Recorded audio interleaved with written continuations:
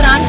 यहाँ मौजूद है और हमारा सिर्फ एक ही मुतालबा है, हम सब खवातीन हैं और हम खवातीन के हुकूक के लिए यहाँ पर आए हैं। और परसों भी हमने MLO से इनकी मुलाकात की है, SHO जाहिद साहब से मुलाकात की है और जाहिद साहब का ये कहना है कि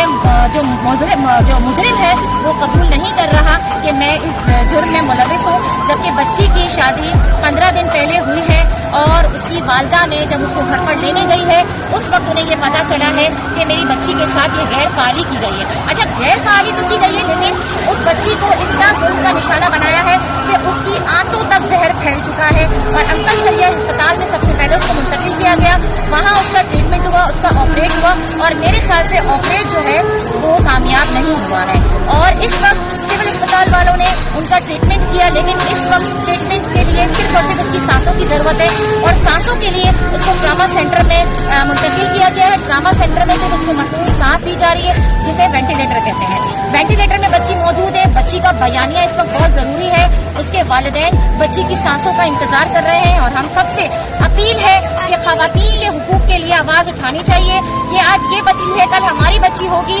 हमें वो जो हमारा कानून है जिसको हमारा साथ देना चाहिए। अगर इस बच्ची को खुदारा कुछ होता है तो उसके जिम्मेदार वो लड़का है और उस लड़के को सजा पहुंचाने के लिए हम सब एक होकर इंशाअल्लाह उसको सजा भी दिलाएंगे। और हमारे डिस्ट्रिक्ट साउथ हो या कराची हो या सिंध हो, जैसा कि हम सब यहाँ पर अली मादिल शेख साहब की सरबराही में मौजूद हैं और इंशाअल्लाह उस लड़के को हम कैसे किरदार तक पहुँचाएंगे। SHO और थाने के जितने भी इंस्पेक्टर्स हैं इसको खास तौर पर देख रहे हैं और इंशाअल्लाह उसको सजा मिलेगी।